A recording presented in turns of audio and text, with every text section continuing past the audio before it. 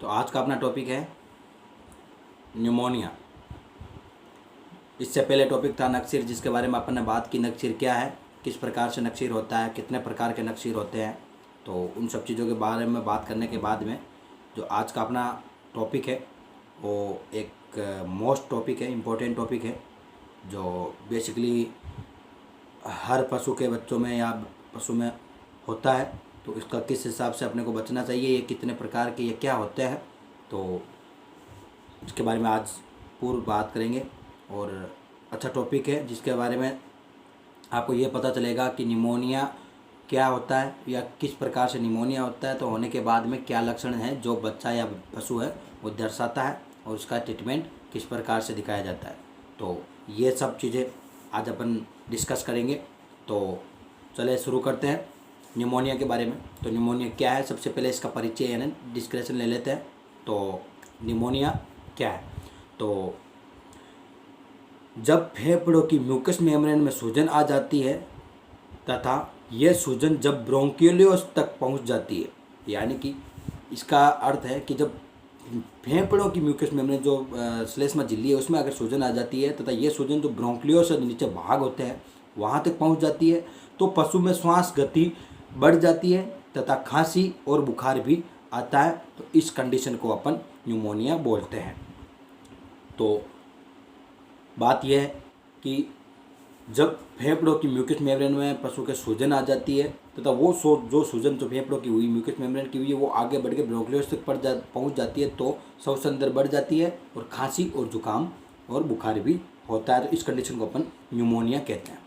तो मुख्यतः न्यूमोनिया पशुओं में 3 प्रकार का होता है। तो 3 प्रकार के न्यूमोनिया, सबसे पहला है ब्रोंको न्यूमोनिया, दूसरा लेबर न्यूमोनिया और तीसरा ड्रेंचिंग न्यूमोनिया। ये 3 प्रकार के टाइप ऑफ न्यूमोनियाज है जिसमें अलग अलग दर्शाया गया किसमें किस प्रकार से पशु के प्रॉब्लम होती है। तो सबसे पहला है अपना ब्रोंको न्यूमोनिया। तो ब्रोंको न्यूमोनियम क्या है, इसमें अपन बात करेंगे।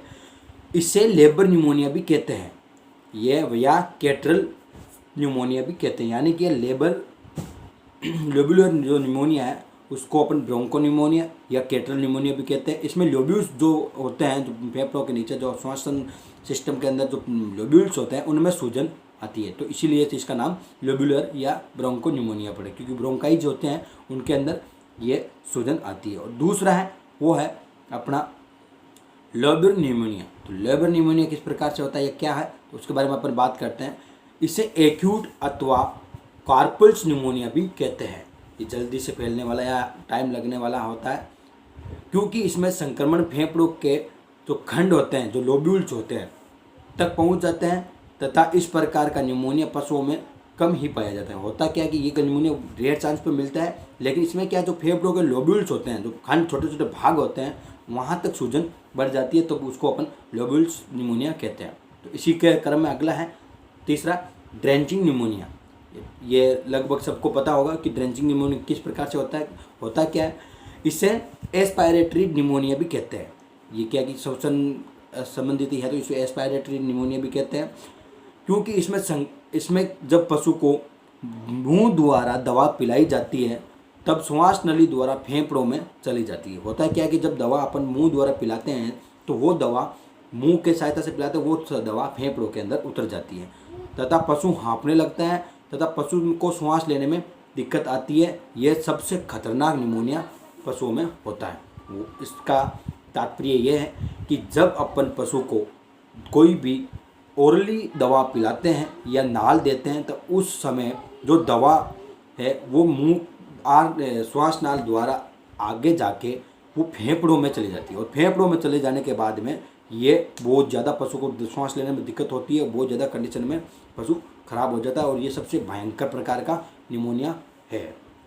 तो अपन ने ये जाना कि निमोनिया क्या है और निमोनिया कितने प्रकार का है। तो अब अपन निमोनिया के परिचय के बाद में अपन बात करेंगे इनके कारणों यानी ईटियोलॉजी के आधार पर। तो ईटियोलॉजी क्या है, तो इनके कारण या इनके किन कारणों से ये हुई है, तो उन सब कारणों पे अपन नज़र डालेंगे। जैसे कारण में भी कुछ अलग अलग प्रकार से कारण दर्शाते हैं। ये भी 5 प्रकार के होते हैं। जैसे सबसे पहला भौतिक कारक, जीवाणुवी कारक, विषाणुवी कारक और परजीवी और फफूंदी कारण। तो ये कुछ 5 प्रकार के कारण हैं जिसमें अपन अलग अलग डिस्ट्रीब्यूट करेंगे और अलग अलग अपन इसके बारे में डिस्कस करेंगे क्या होता है या किन कारण से होता है। तो सबसे पहला कारण अपन बात लेते हैं, उठाते हैं भौतिक कारण। फिजिकली कारण, भौतिक कारण में यह है जैसे पशु को एकाएक ठंडे या आर्द्रता वाले वातावरण में संपर्क में आना, यानी कि सबसे पहला कारण ये है कि पशु है जो क्लाइमेट तुरंत ही और एकदम ही अपन क्लाइमेट को चेंज कर देते हैं, तब उस समय पशु को निमोनिया हो जाता है। दूसरा कारण इसी भौतिक कारण के अंदर पशु में गैसों व रासायनिक पदार्थ का श्वास के साथ फेफड़ों में चले जाना। कि जो केमिकल है पदार्थ है वो अगर पशु के श्वास नली के साथ साथ में पशु के अगर वो फेफड़ों या लंग्स में चले जाते हैं तब भी पशु में निमोनिया हो जाता है। और तीसरा कारण यह है कि पशु के आहार में बिल्कुल कमी हो जाती है। और अगला कारण जो लास्ट कारण है भौतिक कारण के अंदर वो है पशु को बहुत ज़्यादा काम में लेना और आराम ना दे के पशु को आहार में कमी करते रहना। तो इन सभी कारणों से अपने को पशु को भौतिक कारण है जो जिसकी वजह से निमोनिया हो रहा है वो सब निमोनिया होते हैं। तो अब ये ध्यान रखना चाहिए कि पशु को काम में लेने के बाद में तुरंत थोड़ा आराम देना चाहिए और रासायनिक और गैसें वगैरह है उनसे थोड़ा दूर रखना चाहिए। अब अगला कारण है वो है जीवाणुवी कारण, यानी कि बैक्टीरियल एजेंट। तो बैक्टीरियल एजेंट में क्या क्या है, तो सबसे पहला अपन बात करते हैं पास्चुरेला मेल्टोसिडा, और दूसरा है वो है CBPP और CCPP, यानी कि कॉन्टेजियस बोवाइन प्लूरो निमोनिया और कॉन्टेजियन कैप्राइन प्लूरो निमोनिया। ये बकरी और इनमें भेड़ों में अलग अलग प्रकार से।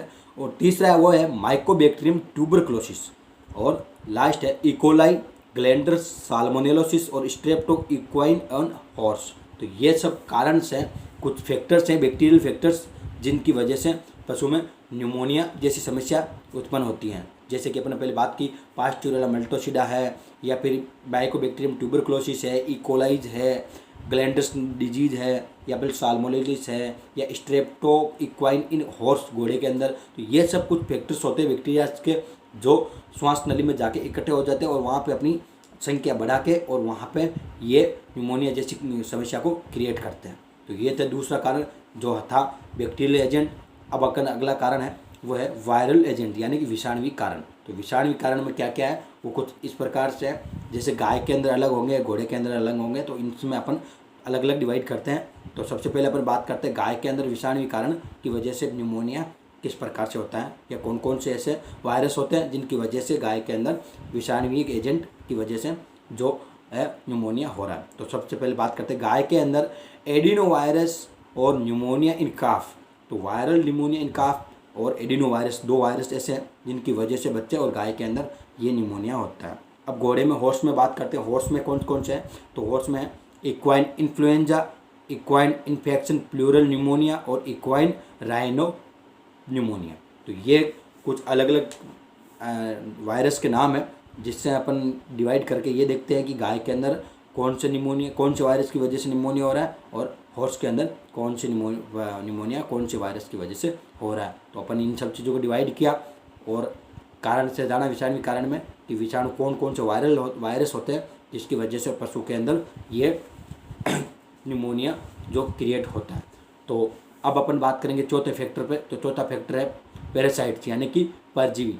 कुछ परजीवी ऐसे होते हैं जो बाहर से ग्रहण करने के साथ या कुछ चीज़ खाद्य पदार्थ के साथ चले जाने की वजह बाद में वहाँ वो एकत्रित होकर अपनी संख्या की ग्रोथ करते हैं और वहाँ पे न्यूमोनिया जैसी कंडीशन को क्रिएट करते हैं। तो अपन पर बात करते हैं वो कौन कौन से पैरासाइट है। तो सबसे पहला है लंगवर्म और लावा ऑफ एस्केरिस, यानी कि ये दो परजीवी ऐसे हैं। जैसे पहले बात करते हैं अपन लंगवर्म। तो लंगवर्म ऐसे हैं कि वो अंदर जाके वहाँ इकट्ठे हो जाते हैं। उसी के साथ में कुछ जो एस्प्रीज के लावाज है, लाव जो छोटे बच्चे हैं या छोटे कीड़े जो अदृश्य होते हैं, वो लावाज क्या करते हैं वहाँ जाके इकट्ठे हो जाते हैं। वो जाके वहाँ पे अपनी ग्रोथ करते हैं, वहाँ बढ़ाते हैं और वहाँ पे अपने भोजन या अपना पोषण का वहाँ पे जरिया बना लेते हैं और उसकी वजह से पशु में न्यूमोनिया हो जाता है। और अपन लास्ट कारण है वो है फंगल एजेंट। तो फंगल एजेंट में क्या है, एस्पेरिजिलस और क्रायोटोकोकस स्पीशीज के जो जाति के जो है वो फंगस है, वो वहाँ पे एकत्रित हो जाने की वजह से ये क्रिएट होती है। कारणों को जानने के बाद में अपन बात करेंगे इनके लक्षणों पे। तो किस प्रकार से सिम्टम्स हैं वो ये क्रिएट कर दिखाते हैं। तो वो लक्षणों के आधार पर ही अपने को पशु का निमोनिया का उपचार किया जाता है। और वो लक्षण किस प्रकार से जो अपन अब बात करें तो लक्षण इस प्रकार से, सिम्टम्स इस प्रकार से शो करते हैं। तो सबसे पहला लक्षण अपन देखते हैं, पशु के श्वास की गति तेज हो जाती है तथा पशु को बार बार खांसी आती है। तो सबसे पहला कि रेस्पिरेटरी सिस्टम से संबंधित है, तो और वो भी निमोनिया है तो श्वास पे बहुत ज़्यादा दिक्कत होगी। तो श्वास में क्या है कि पशु की जो श्वास गति है वो धीरे धीरे तेज हो जाती है और बहुत ज़्यादा पशु को कफिंग यानी खांसी आती रहती है। तो ये पहला लक्षण अपने को ये देखने को मिलता है कि पशु जो रेस्पिरेटरी रेट है वो बढ़ जाती है और उसी के साथ साथ में पशु को खांसी आती है।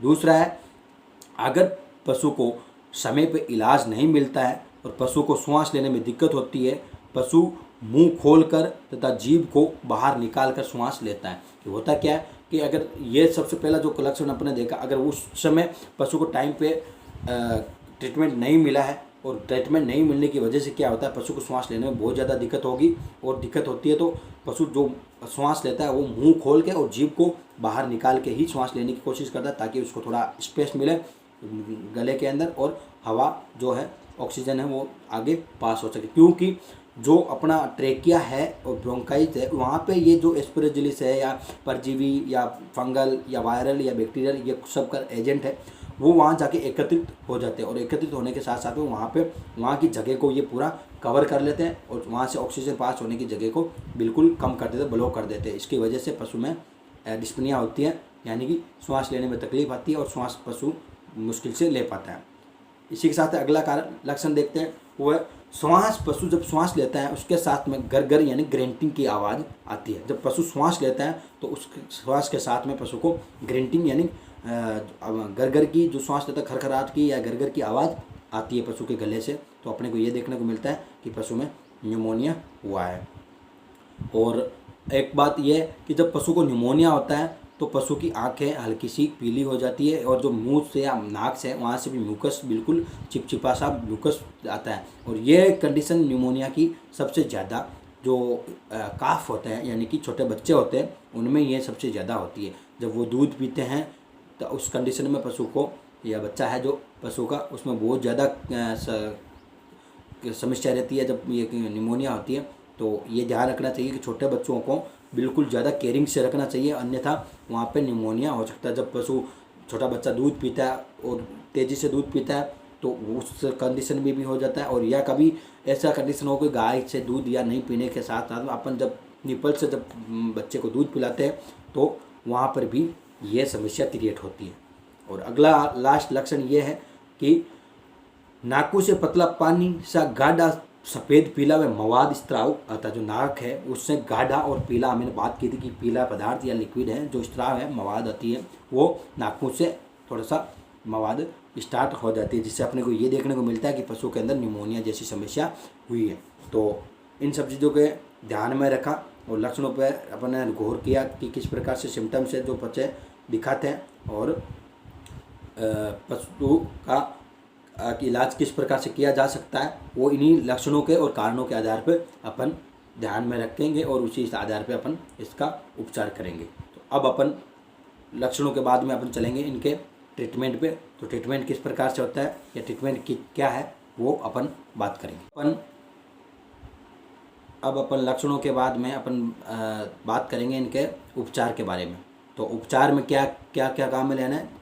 अब उपचार, इसमें सबसे पहली बात रखने वाली बात यह है कि अब उपचार जो करेंगे वो कुछ इस प्रकार से करेंगे। अपने पहले जो कारण से बातें, फफूंदी कारण अलग है, परजीवी कारण अलग है, बैक्टीरियल वायरल, इन सब चीज़ों के हिसाब से अपने को इसमें उपचार करना है। तो सबसे पहले अपन बात करते हैं पशुओं में उपचार की। तो सबसे पहला उपचार यही है कि पशु को अन्य पशुओं से अलग और गर्म वातावरण में या जो जहाँ पे ज़्यादा ह्यूमिडिटी नहीं है वहाँ के वातावरण में पशु को रखना है। तो उसी के आधार पर अपन ट्रीटमेंट करें। सबसे पहले बैक्टीरियल इन्फेक्शन है उसमें अपन उपचार करेंगे। तो वहाँ पे अपन क्या करते हैं, तो बैक्टीरियल इन्फेक्शन के अंदर पशु को सबसे पहले एंटीबायोटिक्स लगाना है। तो एंटीबायोटिक्स कौन कौन से हैं, वो है एमोक्सिलिन, क्लोक्सासिलिन या एमोक्सिलिन प्लस क्लोक्सासिलिन, और जिसको विटासेप नाम से मिलते हैं, वो 3 से 4 ग्राम इंजेक्शन एम लगाना है, वो है 3 से 4 ग्राम जो है डिस्टिल वाटर में डिजोल्व करके उसको 3 से 4 ग्राम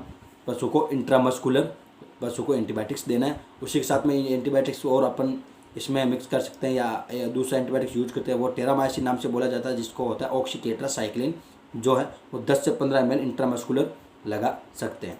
और दूसरा अपन सल्फा ड्रग्स का यूज करेंगे, जैसे ट्राइमेथाफ्रीम, सल्फामेथाजिन या सल्फामेथाड्रीम, ये सब है वो है सल्फा अपन इंजेक्शन यूज करेंगे, वो है 20 से 25 ml या 15 से 20 ml बॉडी वेट के हिसाब से इंट्रामस्कुलर पशु को लगाना। यानी कि सल्फा ड्रग्स है वो 10 से लेके 25 ml तक पशु को इंट्रामस्कुलर लगा सकते हैं। ये थे बैक्टीरियल केस के अंदर। और उसी के साथ में अपन अगर फंगल यानी फफूंदी के केस में देखें तो वहाँ पर ग्राइसविन और नाइस्टीन और एम्फेड्रिन नाम से आती है, वो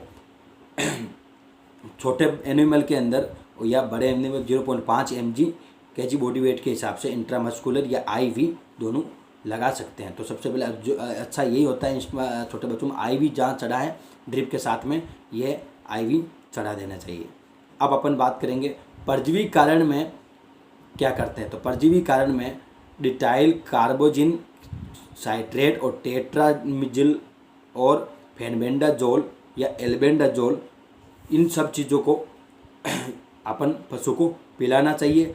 और इसी के साथ में परजीवी अगर पैरासाइट्स के हैं तो अपन वहाँ पे अपना इंजेक्शन आयरनमेक्टिन है वो 6 से 7 ml इसमें इंट्रा सबकट लगेगी। यानी कि इसमें जो है आयरनमेक्टिन वो चमड़ी के अंदर लगाना है, वो भी कितना, अगर बड़ा पशु है तो 6 से 7 ml सबकट पशु को आयरनमेक्टिन का डोज देना चाहिए। और उसके बाद में 7 दिन बाद में इसको वापस रिपीट करना है कि अगर पैरासाइट्स वो है जो इस कारण दूर हो गए तो अन्यथा नहीं, अन्यथा 7 दिन बाद में वापस इसको रिपीट करना है।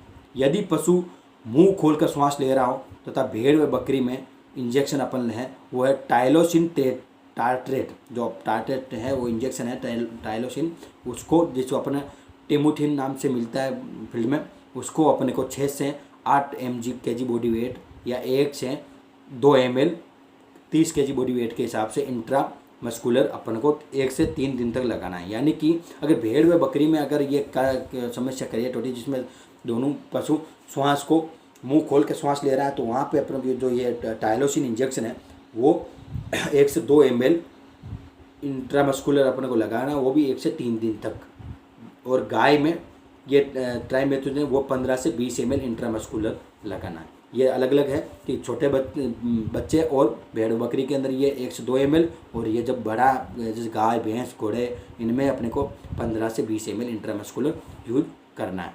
और अगर खांसी आ रही है तो पशु को कफ इलेक्चुरी आती है वो गुड़ के साथ में दिन में 2 बार चटाना चाहिए, जिसमें कफ इलेक्चुरी ये आती है चटनी वो मिलती है।